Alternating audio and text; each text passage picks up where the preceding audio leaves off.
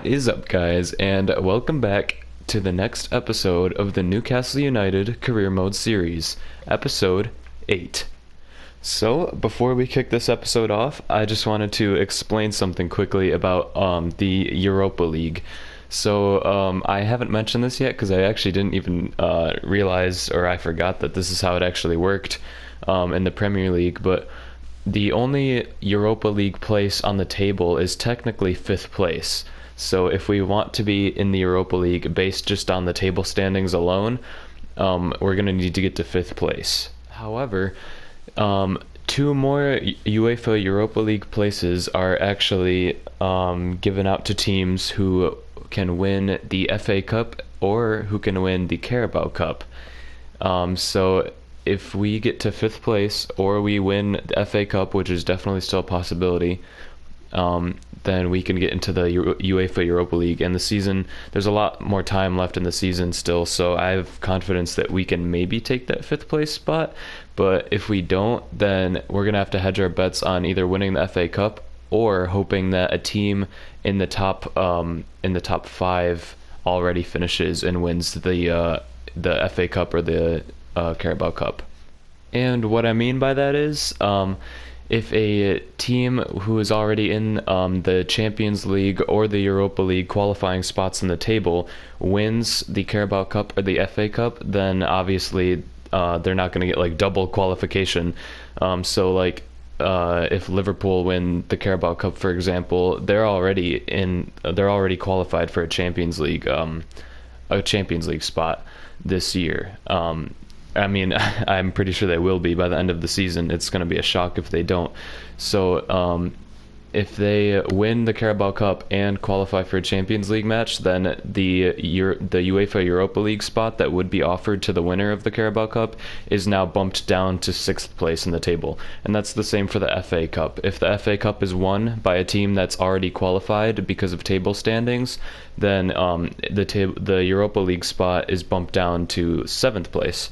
So yeah, if we have one of these teams, Manchester United are in 5th right now, so we could even overtake them in the standings. But if Spurs or Liverpool manage to win the Carabao Cup, then the Europa League place qualification will be bumped down to 6th. And then if another one of these teams that have already qualified finishes and wins the FA Cup, then the Europa League qualification spot will bump down to 7th. So I think we do still have a decent chance of making it into the Europa League. It's just going to be a little more tricky now, especially if these teams don't win, like Liverpool or Spurs.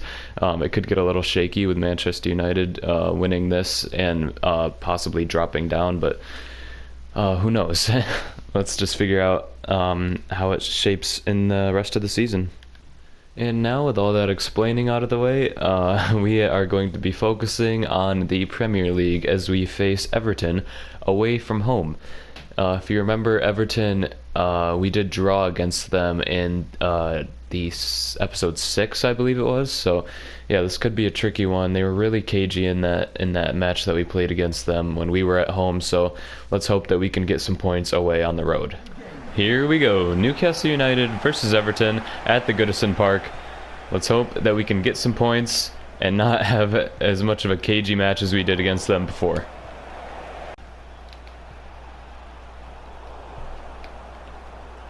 Oh, Foden picks up the ball in the box now, tackles it from the Everton defender. Lazaro out wide. Wasn't the best pass into him. Lazaro tries to open up space. Foden now. Foden with a shot. Oh, it's a good save from Pickford. It wasn't the best of shots from Foden, but he was getting harassed by the Everton defender. Everton defender just pulling and tugging on his shirt there. Decent shot from Foden, but he was trying to slam it home past Pickford, but just couldn't make the best of it. Oh, Bentaleb in an attacking position now. Cuts this one back for Joe Linton. Joe Linton hits it. Pickford makes a good save, and Everton do get the ball away. Alright, I'm making that same attacking change that I always make, bringing on Urzi, moving Almiron to the midfield for Bentaleb, just because Bentaleb's fitness is really low. Foden's fitness is pretty low too, so we might have to sub him off as well at some point during this match. But yeah, a pretty cagey first half, but let's see if we can get a goal in the second.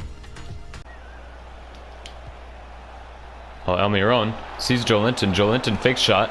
Joelinton shoots right at Pickford. Come on, Joelinton. You gotta shoot better than that. I know it's on your weak foot, but still. Come on. Oh, I see Saka out wide now in a great position. Saka cutting into the box.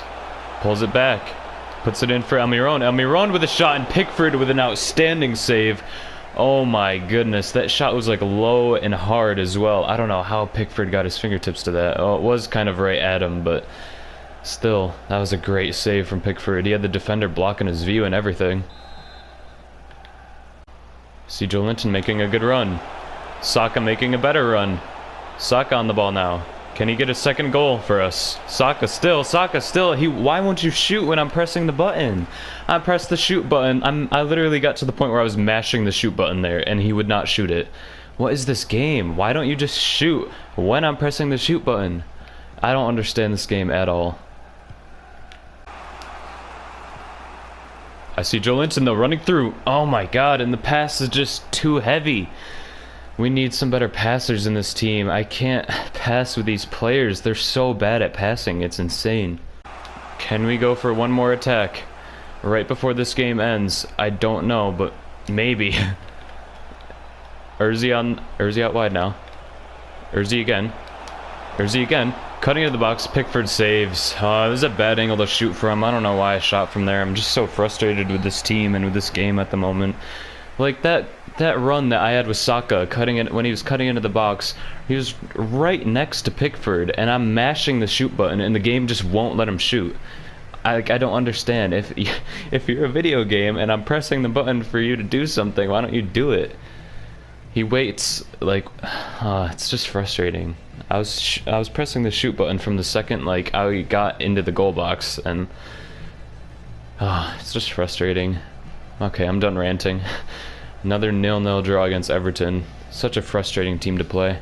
Okay, our next game is in. Okay, never mind. Start over.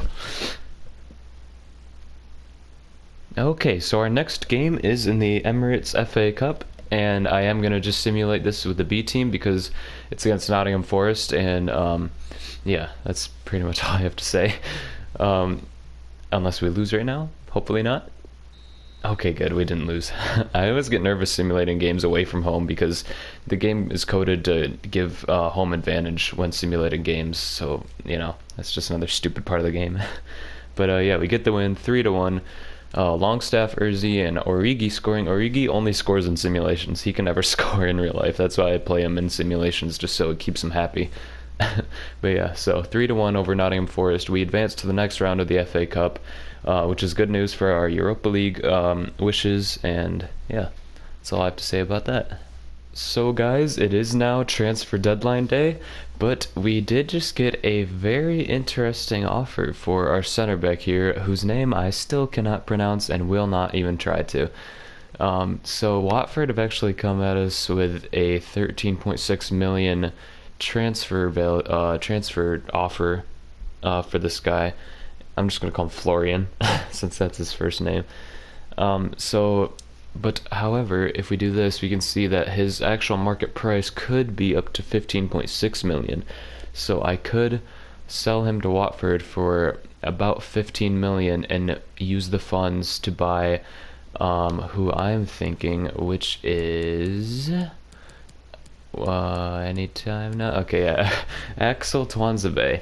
So we did scout him earlier on in the first transfer window, the summer transfer window, and I know what you're all thinking, like, why would you sell Florian, who's 79 rated, and buy Tuanzebe, who's 75 rated? Well, it's not so much about the ratings overall as it is about the like the pace, I guess you could say, and how young Tuanzebe is and how much potential he has compared to Florian, who is like 30, over 30, I think, or he's around there. So yeah, he's getting old. He's not going to go up anymore in his overall. He has a terribly slow pace of like 49 or something, but Tuanzebe, as you can see, has way faster pace. His sprint speed is 77, agility 77, acceleration 76. So yeah, he'll be so much like smoother and faster on the ball.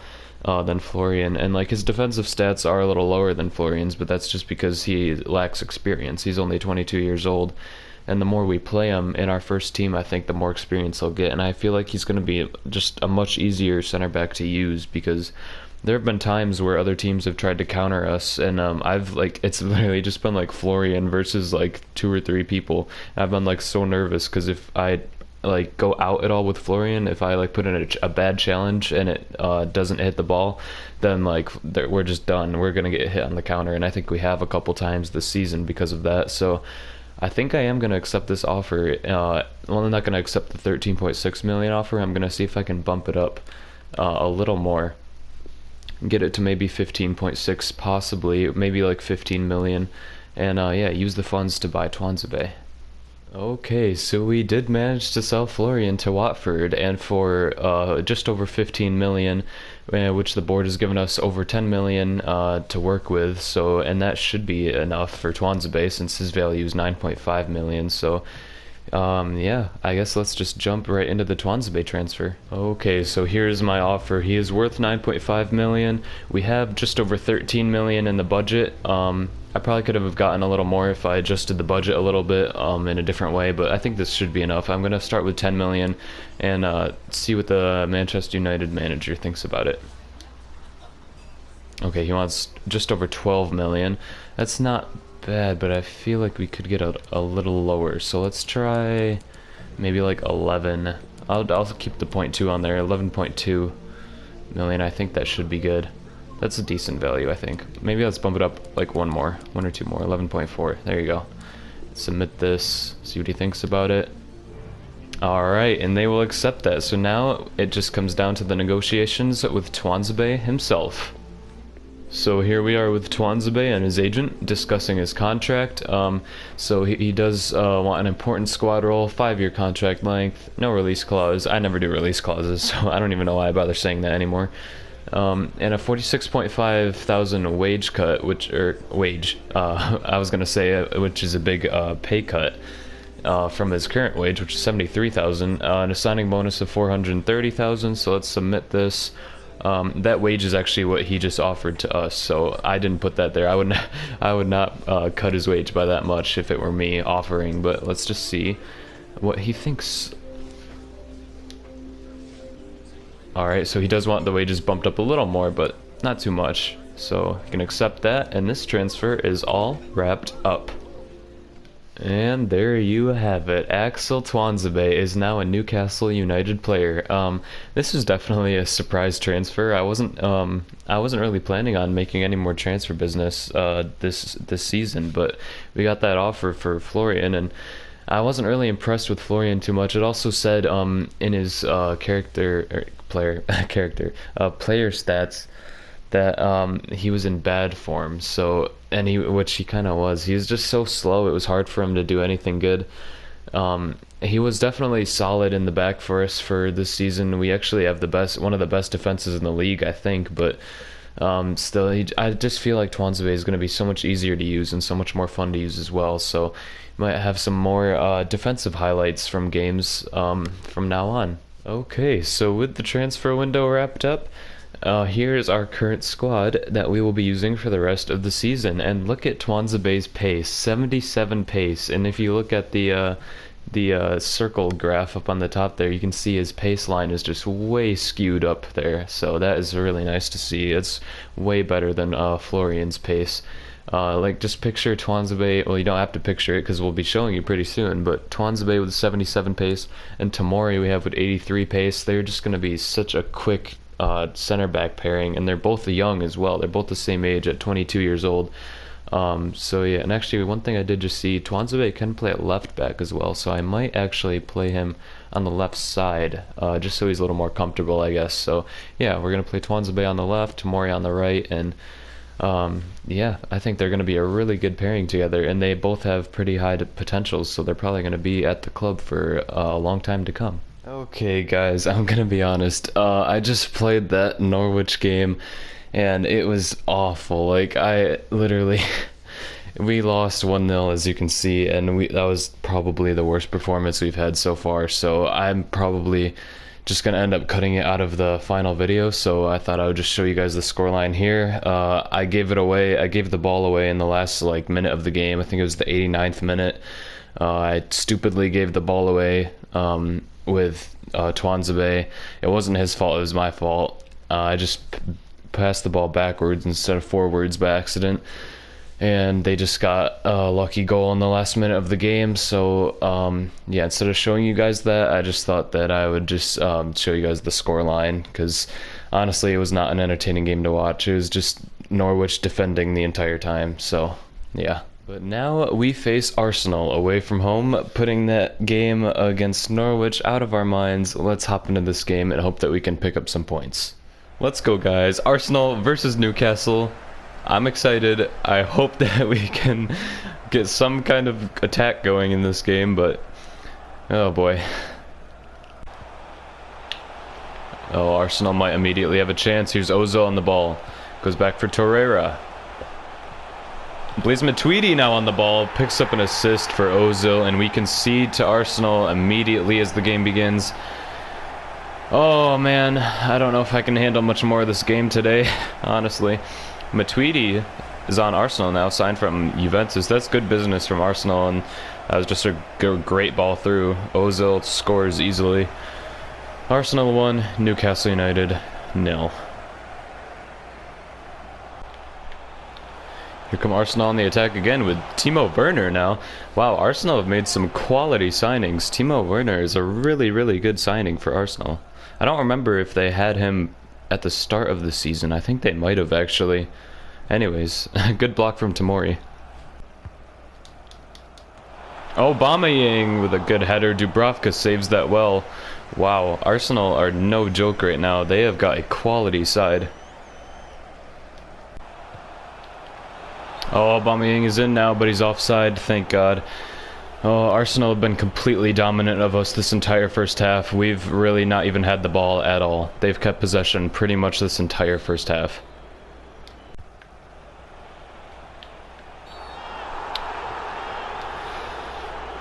Somebody's in trouble. Corona with the red card. Oh no. Well, that's relevant. That makes sense. Okay, well, Corona got a red card. I really don't even know who that is, but he's gone now. He had a terrible challenge on Saka and got sent off for it.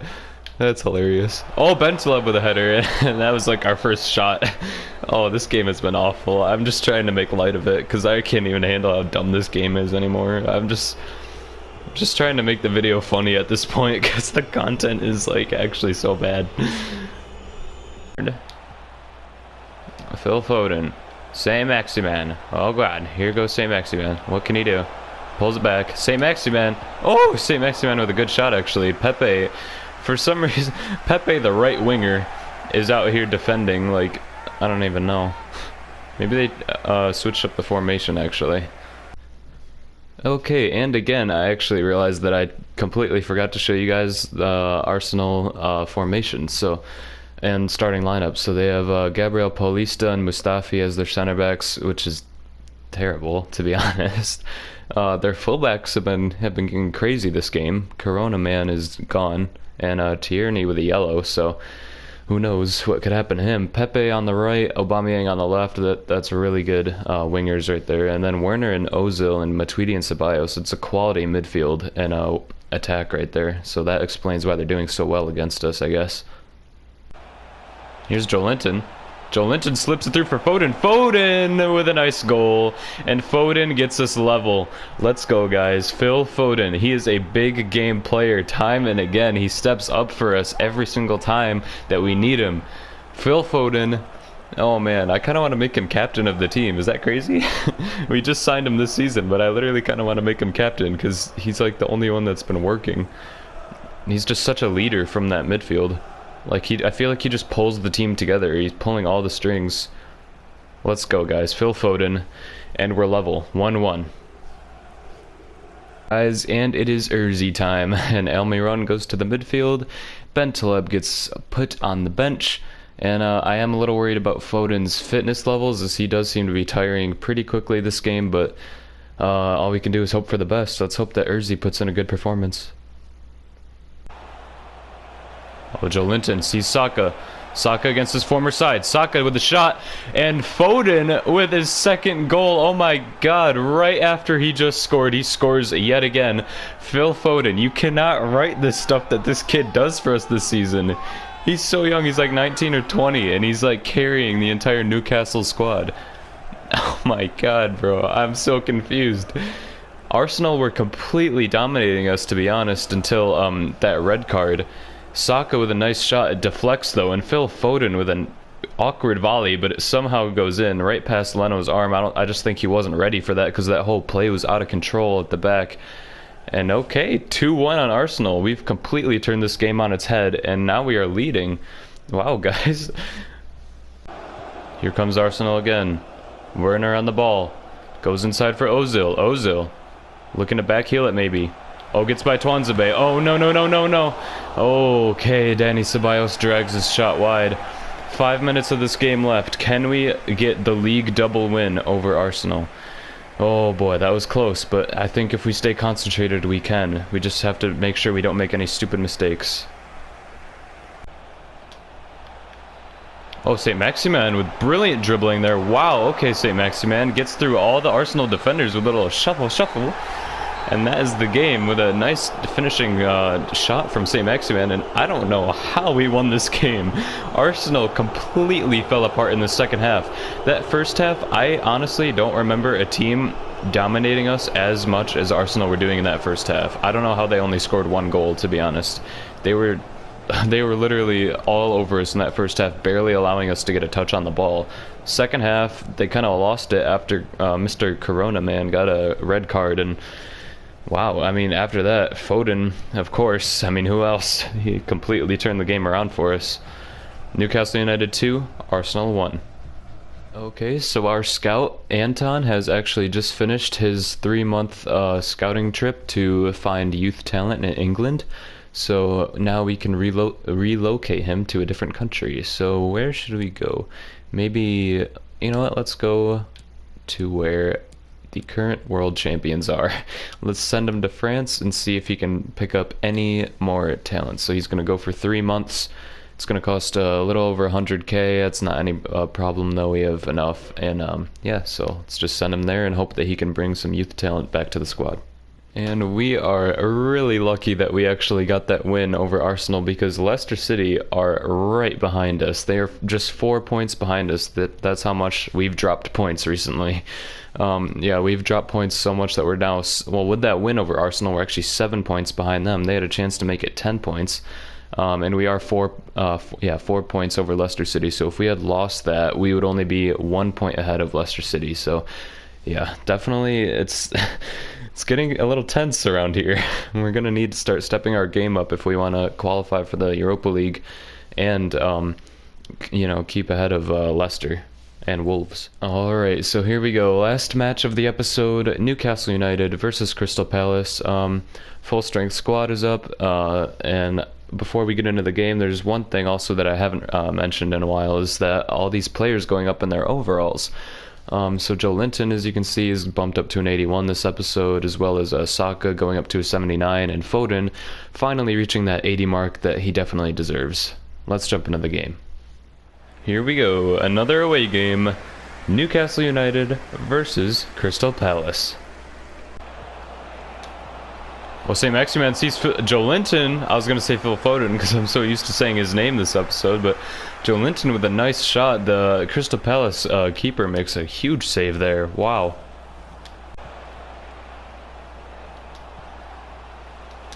Oh, Bentaleb sees Phil Foden now. Phil Foden with another good shot. And wow, Crystal Palace keeper has really been working these first few minutes. We've been on top. That's because we're keeping possession. Phil Foden, oh my goodness, he's been outstanding this episode. Oh, Crystal Palace on the attack once again, slips the ball through. Dubravka tries to make the save. What was Dubravka doing right there? We concede early once again. We've been so dominant this game. It's so frustrating. Dubravka makes a huge mistake, comes sliding out, and does not touch the ball at all. The wimpiest shot from the Crystal Palace player. and Dubravka can't even save it. Oh my god, look at that. What am I supposed to do about that? How is that my fault? The Crystal Palace player makes a great run through, and he just taps it, and Dubravka just like flicks it up with his heel. Oh, this game, man, is so frustrating today. Yedlin sees the run of Saka. Saka's really not done much for us this season. Can he do something now? Saka hits the post. Of course he can't. Of course it had to hit the post just when Saka was going on like probably his best run that he's had in a while. Oh, here's Phil Foden on the ball now. Slips into the box. Pulls it back. Phil Foden takes a shot. Oh, it just soars over the crossbar. Phil Foden, no. Literally, I'm just depending on Phil Foden for every single goal. There's no one else that can score. At least there's no one else that looks like they can. God, I don't know why Newcastle players just, something about them, it's just like in their DNA to love just standing around doing nothing except for Phil Foden. That's because he's not a Newcastle player. Anyways, frustrating first half. Really annoying to concede a goal like that. I don't know why Dubravka couldn't save that, but let's get into the second half. Alright, and once again, I am making the Urzi substitution. I enjoy using him as a super sub. He gives me a lot more pace. He allows Almiron to play in a more central role, which is nice. I might actually have this as like my starting lineup from now on, just because Bentaleb is just so slow, and most of the time he's really not worth it. But I might just keep it going as like one of my substitutions to make, just because it just injects fresh pace into the team when we're getting a little slower, and when Crystal Palace is getting a little slower as well. So yeah. Alright, apparently no one can catch this guy. Whoever he is out wide, he's turned into the new Mbappe. Here goes Crystal Palace again, probably gonna score. Oh my god, I don't know why he didn't just turn and shoot that. That should have been a Crystal Palace goal all the way. Wow, we got so lucky right there. What are you guys doing? You're on the same team.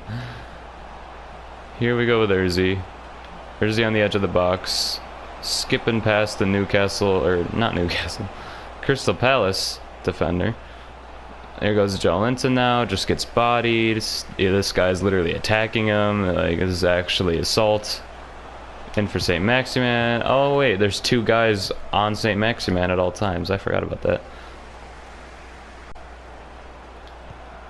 Oh, well, I mean, I don't think we're going to win if we pass it like that. Are we, Almiron? No, we're not. That was just a terrible pass. Nice job, Tamori. It's the one thing that any of my players have done right. Almiron, why are you giving the ball away like that, man? That's not cool. We need to have the ball if we're going to score. Did you forget? I think Almiron forgot that. Wow, guys, this has just been the greatest episode ever. I love this episode so much. I also love how loud the crowd is in my ears right now. I mean, it's Newcastle United and the crowd are celebrating like they just won the league. Thanks, crowd. But yeah, this has been a great episode, hasn't it? It's some great players. Phil Foden, I'm completely being unsarcastic. Phil Foden being a really great player this episode. Everyone else just not really, though. Yeah, everyone else pretty much just sucks butt at the moment, but whatever.